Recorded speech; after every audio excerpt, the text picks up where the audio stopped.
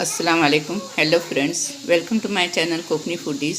आज मैं आपको चावल के खीर बनाने का तरीका बताने जा रही हूँ, जिसके लिए मैंने 100 ग्राम बासमती चावल लिए, जिसे साफ़ करके धोकर भिगो कर रखी हूँ। और ये 150 ग्राम शक्कर है, हम टेस्ट के मुताबिक शक्कर डालेंगे। ये बादाम ली हूँ थोड़े से, और ये किशमिश है थोड़ी, और ये पिस्ता काट कर ली हूँ। वनीला एसेंस है, रोज़ एसेंस है, वाइट रोज़ एसेंस। और ये मैंने बादाम भिगोकर छिल कर ली हूँ, इसे हम चावल के साथ पीसेंगे। और ये दूध में मैंने ज़ाफ़रान डालकर भिगोकर रखी हूँ। और ये दूध की पाउडर है जो हम खीर में डालेंगे। और ये इलायची पाउडर 1 चम्मच है, और ये काजू है जो हम चावल के साथ बारीक पीसेंगे। चावल हम एकदम बारीक नहीं पीसेंगे, बल्कि जाड़ा जाड़ा रवा निकालेंगे। और ये मैंने 1.5 लीटर दूध रखी हूँ गैस पर गर्म होने के लिए। इसमें उबाल आने के बाद मैं पीसे हुए चावल डालूँगी। अब मैं चावल को मिक्सर में बारीक रवे की तरह पीस कर लूँगी। उसमें मैं बादाम और काजू भी डालकर पीसूँगी। ये देखिए, मैंने चावल को जाड़ा मोटा पीस कर ली हूँ रवे की तरह। और इधर दूध को उबाल भी आ गया है। ये देखिए, अब मैं इसमें ये पिसे हुए चावल डालूँगी। ये देखिए, मैं पिसे हुए चावल अब इसमें डालूँगी और इसे चम्मच से हिलाते रहूँगी।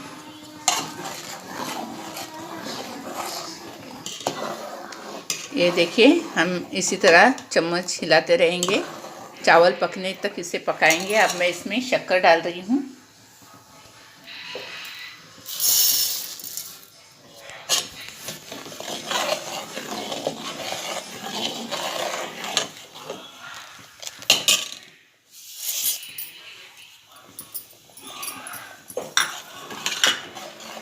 और इसे अच्छा गाढ़ा होने तक हम पकाएंगे।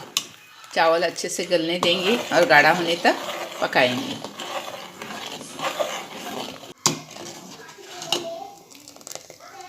ये देखिए, खीर आहिस्ता आहिस्ता गाढ़ी होने लगी है। अब मैं इसमें ज़ाफ़रान मिला हुआ दूध डालूँगी।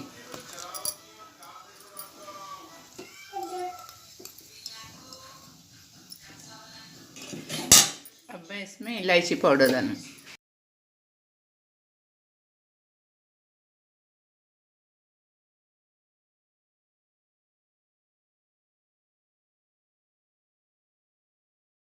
अब मैं इसमें ये दूध की पाउडर डालूँगी।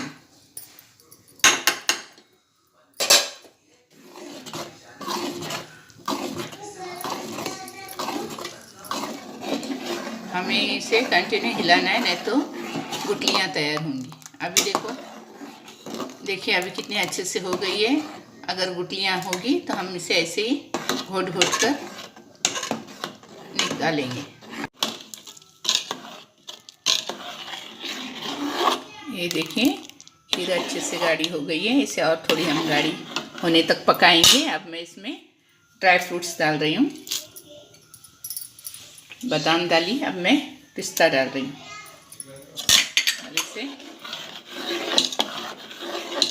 ऐसे ही चम्मच से हिलाते रहूँगी। इसे हम और थोड़ी टाइम तक पकाएंगे, गाढ़ी होने तक। फिर मैं आपको प्याले में निकाल कर दिखाती हूँ। अब मैं इसमें रोज़ एसेंस की चंद बूंदे डालूंगी, 2 से 3, ज़्यादा नहीं। 1 2 3।